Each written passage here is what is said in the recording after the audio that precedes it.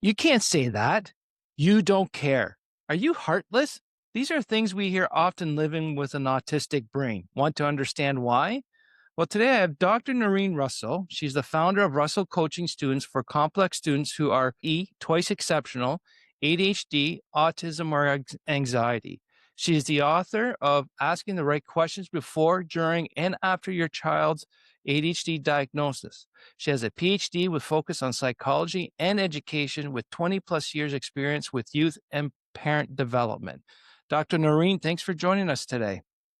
Thanks for having me. I'm excited to be here and to chat with you about these topics. They're so important. And for me, I haven't had a lot of discussion about the autistic brain, which I'm been diagnosed with mild autism, which is sometimes can be a dangerous word, but Asperger's is what it's been classically known as. For me, myself, I don't have a problem with that term. It just really helps identify that spectrum on the autism. So are you able to just give us a quick rundown on what an autistic brain is, or what is autism spectrum disorder, or ASD as they call it? Yeah, you're right. They do call it ASD now.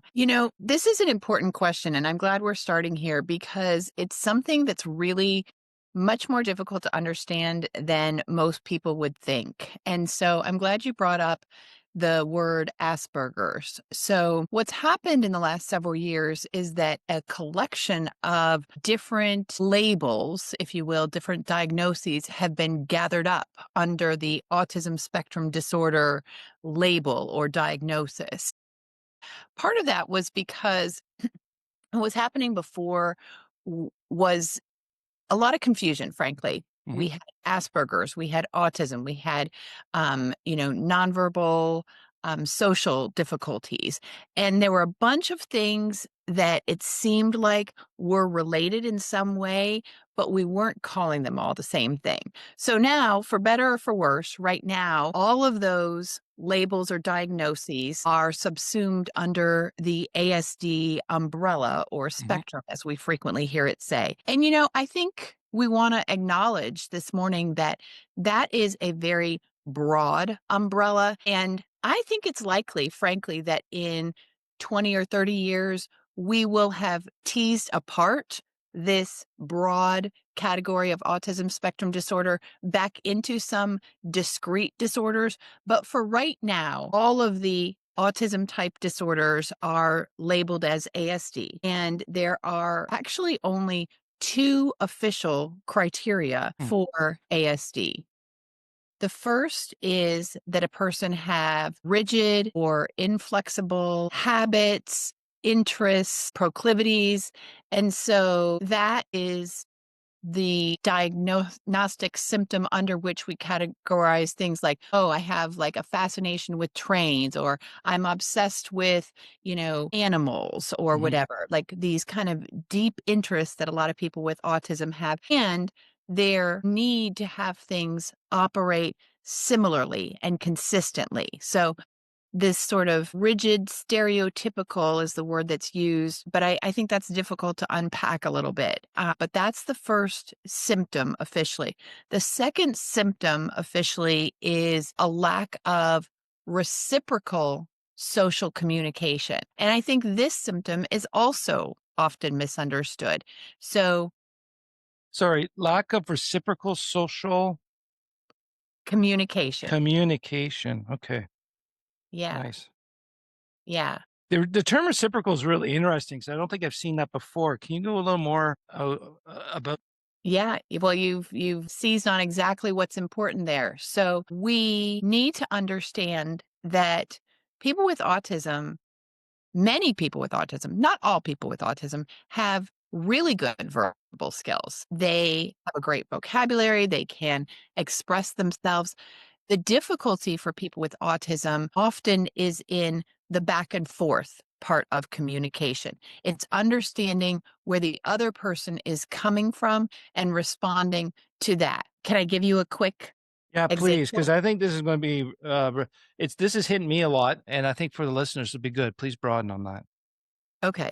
So I'm going to tell you a quick story about my two children, both of whom are on the autism spectrum. They're both teenagers. And just a couple days ago, my daughter and I walked in the house, and she had gone to the local community college to take some placement testing. And it was a very anxiety provoking experience. It's kind of out of her routine. She was stressed out. On the way home, we got ice cream. We walked in the house, and my son, also on the autism spectrum and just a year and a half older than my daughter is, said, "Did you get me ice cream?" Okay. 16 and a half, right? He knows his sister has gone to take this, stressful placement test. He knows that she had some trouble with it online before. A more typical, and I don't want to be labeled as saying this Or would be socially acceptable? more socially, well, and let's say expected. I love Ah, I like that. the Socially expected. so Nice. expected, right? Because a lot of things are socially acceptable. They're just not expected, right? Right. So his focus on "did you get me ice cream" could have seemed so incredibly immature and self-centered instead of something like, "Hey Lila, how'd your test go?" Or "Hey Lila, did you pass your placement test?" Or something Mhm. about Lila, right? But he saw the ice cream, loves ice cream. He knows that we often bring him ice cream if we're out getting ice cream. And so his first question, and this is coming from a kid who has ADHD and autism, was, "Hey, did you bring me ice cream?" And that's, I think, the kind of thing you want to talk about this morning. It seems insensitive, but it really can be understood in the context of autism. And frankly, I know that he was concerned about how she did and Yeah. how she was feeling, but the ice cream was top of mind consciousness, and he didn't pause long enough to think about, "Lila just got home. How did her test go?" Yeah, I think that's also a good point too. There's a lot of assumptions that we don't care, right? Another phrase I kind of with my research was, I feel emotions. I feel other people's emotions. I just don't emote like other people. Is that a valid statement to make as well? You know, here's the thing, right? If that's your experience of your brain, your mind, your life, then it's absolutely valid. Is it something that I think is common among people with autism? Yeah, I think so. I mean, I don't have experience with millions of autism Yeah. people. I think that in my experience raising two kids with autism and working with students of all ages, including adults, who have autism, I think that that is very much a common felt experience. Like, I do feel, I have emotions. I feel sad. I feel happy. I feel angry. I sometimes don't have the words to express those. And this is, Andre, where I think sometimes things get problematic for neurotypical people. Neurotypical people look for the nonverbal communication of that. What does your face look like? What does your body look like? What message are you sending nonverbally? We are so conditioned to have reliance on those nonverbals, right? And so if sometimes those are not used in the same way by someone who has autism, it can be it can create a communication gap. And sometimes that's something at my practice that we talk with students about, right? You have to almost become bilingual. You have to be able to express yourself in your language, and you have to also understand how that language comes across to other people. And so you have to be fluent in neurodiversity and neurotypicalness so you can communicate with as many people as possible. Is it fair to say that socially conditioned to see these nonverbals, is that a lack of communication or just maybe it's misperception? It's completely misperception. But, I think rarely through any kind of, not through any deliberate uncaringness, but Mhm. if you're used to, as I Fair was, enough. Yeah, I'm not saying both sides of the you know, someone's that's wrong in these misperceptions, but I think it's just it we're is a socially conditioned, we're socially expecting these things and not having clear understanding of the ADHD brain or autistic brain. We're making these perceptions that people don't care.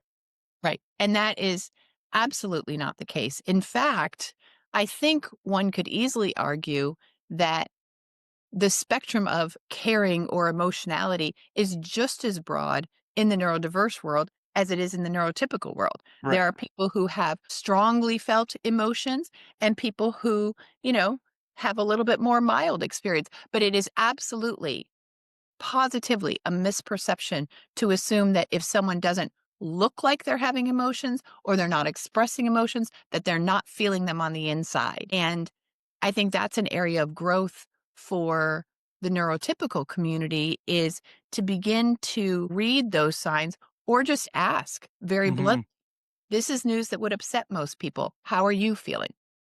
How about this other socially conditioned, expected interaction, social eye contact? Yeah. Like for me, I've always had problems with eye contact. The only time I will lock someone's eyes is if I'm really need to have a serious conversation, like on the engineering side, that we got to get this disagreement under wraps or intimidation, to be quite honestly. Other than that, I have a hard time maintaining it. And people assume that I got something to hide, or people are assuming people got something to hide with that, or it's just not the proper thing. If I've been told if you don't hold eye contact during an interview, you're not trustable. Interesting. Interesting. Yeah. Right. That's got to be I know that's challenging. an old age thing, like that's a system from a long time ago. But sorry, I'm interrupted. No, but it overlaps with our current cultural expectations. It was such a focus, I think, in treatment 10, 20 years ago, but it's still very much a cultural norm in the United States. And I think generally speaking in Western culture, I know that you're in Canada, to make eye contact is respectful. To make eye Hmm. contact is to show interest, right? And I think this is another thing like what you were talking about with the emotional expression, where the neurotypical people just need to catch up a little bit, right? And there is a lot of opportunity out here for mental health agencies, advocacy agencies to educate the public on eye contact. There are actually studies that show that for some people with ADHD or autism, eye contact is painful. There's definitely research that shows that it's difficult to maintain eye contact and your stream of thought. And so a lot of people will look away as they're thinking or look away as they're putting those thoughts into words. And so, sure, is it disconcerting sometimes if you haven't interacted with someone like that? Yeah, we don't need to jump to any conclusions that this person is distracted or disrespectful. It's a hard challenge on both ends. As I'm raising my teenagers, I'm saying, you don't need to make eye contact, but it's best if your body is turned in the direction of the person that you're addressing or you want their attention. But you don't have to have neurotypical eye contact, but you do have to understand that some people, especially people who we might categorize as old school, are going to read that as disrespectful. So unfortunately, it's something that kind of falls to people right now who have autism to explain a little bit. Like, I'm really paying attention to what you're saying. I'm thinking about that. You might see my eyes wander, but please know that you have my attention and I'm really engaged in this conversation. Yeah, and then sometimes what I'll say is I'm thinking. Yeah. I'm looking away and saying I'm thinking.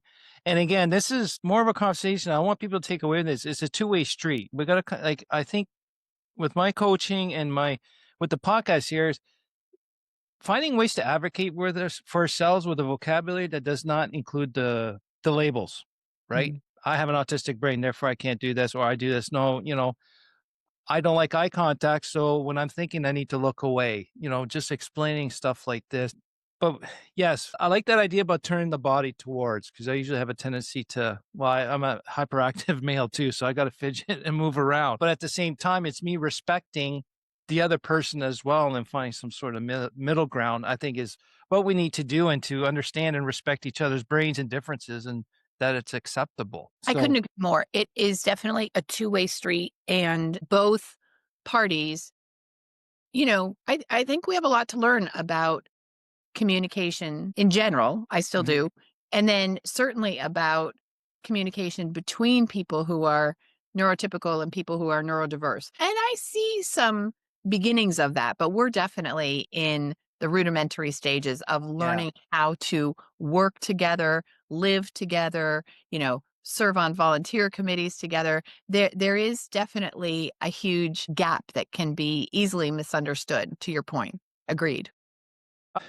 Another thing I think a lot of people misunderstand me and a lot of other people who are autistic is our directness. Like, we Mm. don't really sugarcoat things, and I don't like things sugarcoated myself. So a lot of times I'm just very direct. Ask me a question, I'll solve the problem. Now, and what I tell with my friends, if you don't want to really know the truth, then don't ask me my opinion. Yeah. And is that a common thing? That is also a very common thing. And, people ask, where does that come from? That directness, that some people might call it blunt. And I want your audience to understand that that is related to the way the autism brain is wired. It has nothing to do with kindness or politeness, right?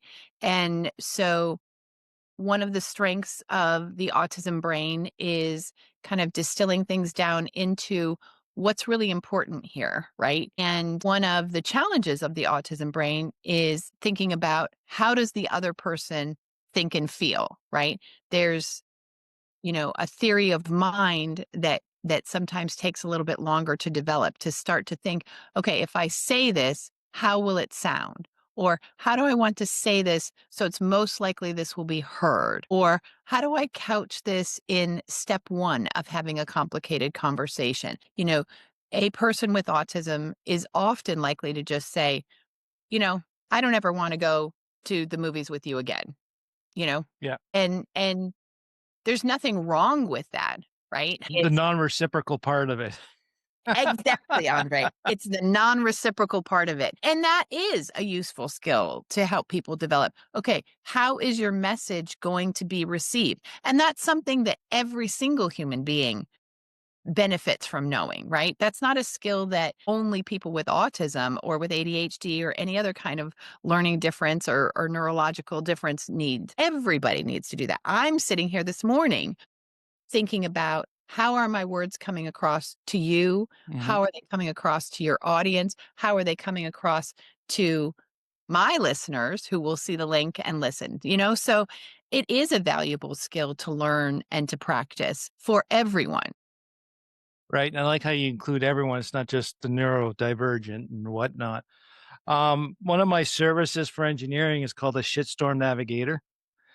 And I'm well known in the when things don't go well on a construction site, I go in and I can just get all the information, make a decision. And a lot of people accuse me of being heartless, and don't show emotion making these decisions. But a colleague of mine actually said it was the autistic brain that was able to.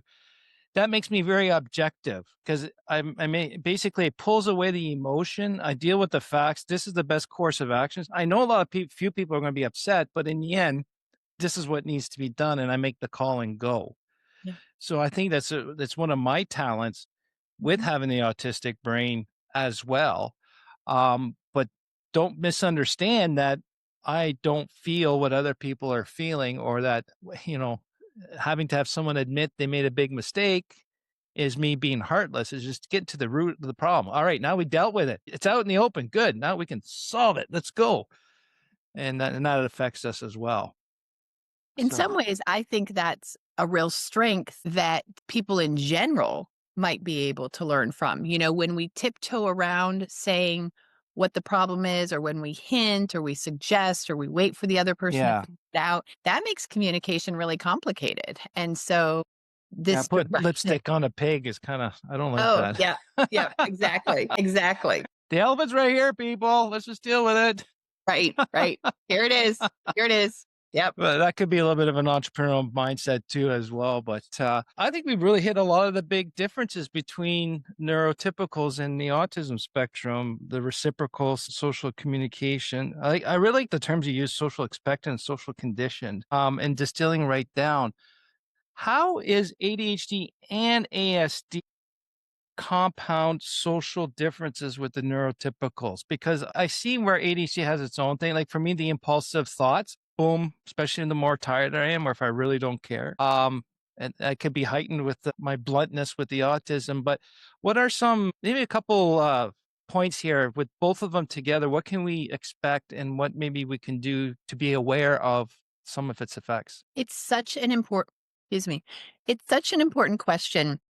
And I think that it's really important for us to be talking about differentiating, you know, the autism versus the ADHD. The neurodiversity label is helpful, right? Mm. But people who have both conditions or diagnoses can often seem like they have flip sides of a brain, right? The ADHD brain is go, go, go all the time. I'm impulsive. I'm hyperactive, no breaks, right? The autism side of things can be all stop, stop, stop. Wait, wait, wait. Let me Ooh. understand. And so sometimes the way neurotypical people experience people with autism and ADHD is, are you in go mode or are you in stop mode? Right.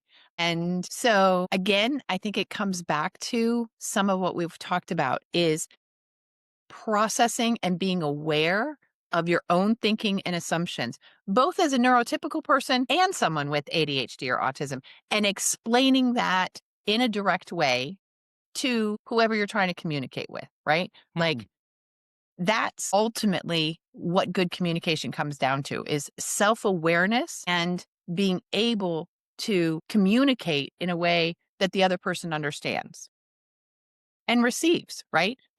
When I tell my kids, when I say to them, turn toward the person you're talking to, I Mhm. want them to hear that in the way I intend it, that this is helpful mentoring so that you can become a citizen and a leader, right? I don't intend it as criticism, right? So I have to make sure that that message comes across in that way with loving kindness. And when they respond to me, right? I expect the same thing from them. The expectations are the same across the board, but where I think people are going to thrive is if they have some self awareness and the ability to convey what it is they're trying to do. I'm listening, I'm thinking, I'm going to respond, all of those things that we've talked about today on your podcast. So the people are watching or listening because they can't see what's on the video. I'm not keeping eye contact. I got my eyes down on the note I just wrote because this is a big one for me, and I'm still processing this. I've never had it explained to me this way, and this hit me hard. ADHD is go, go, go with no breaks, while the ASD, the autism spectrum, is all stop. Like that's huge. Right now, I'm getting a lot of stuff clicking in my head going, stop, go. And seeing it as now the two parts of my brains kind of, I got to make sure they are working together versus opposing each other now is my next little thing. So I'm talking out loud, thinking out loud. So that's huge. Let's come back to that. Let's do another podcast on it. I think we're going to have to, and I'm going to need to think more about that because I think this is probably I think it's probably one of the biggest impediment to entrepreneurial growth.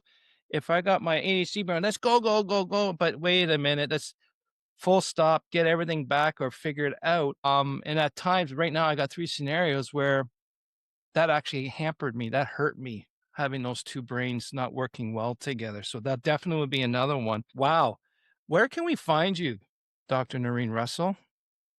The easiest place to find me is at russellcoaching.com, and Russell has two S's and two L's. You can also just Google Norrine Russell, however you spell it, you'll find me, you'll get there. When you get to russellcoaching.com, you can see the socials for my practice and my LinkedIn page. And I'd really like to invite parents of teenagers and young adults who are thinking about how to prepare their child with ASD or Mhm. ADHD, how to prepare them for today's world and the work world to check us out. We do a lot of academic coaching, we do a lot of life coaching, and our practice is specific to neurodiverse teens and young adults. And so if you have a teen or a young adult and you're thinking, well, this kid is struggling here, or I know he has more potential than we're seeing, russellcoaching.com is the place to find us. Excellent. So, listeners, two official criteria for autism spectrum is rigid, inflexible habits, interests, and proclivities. Two is lack of reciprocal social communications. Interpersonal communication is really what we're referencing here. Keep these two terms in mind. I really love them. What's socially expected and where people are socially conditioned on nonverbal communication reception. And the big one, ADHD is go, go, go, no breaks, while the autistic brain is all stop. Huge here. So ASD social interactions are misunderstood by us and neurotypical. So this is an explanation to show we do care and have feelings, but we're just different. So for you, the listener, if you have an autistic brain, what are your current challenges? Or from this conversation, do you think you may also have an autistic brain and having these same challenges of go, go, go, and break, break, break? So please send me an email at andre@theimpulsivethinker.com. I would love to hear the answer to that question. And Norrine, thank you so much again. Thank you, Andre. What a fun conversation to have had. This is good. I just sometimes I get upset when I have to limit down to 20, 30 minutes, but either way, if we got to keep our attention span there. And to you, the listeners, thanks again for learning with me. Take care.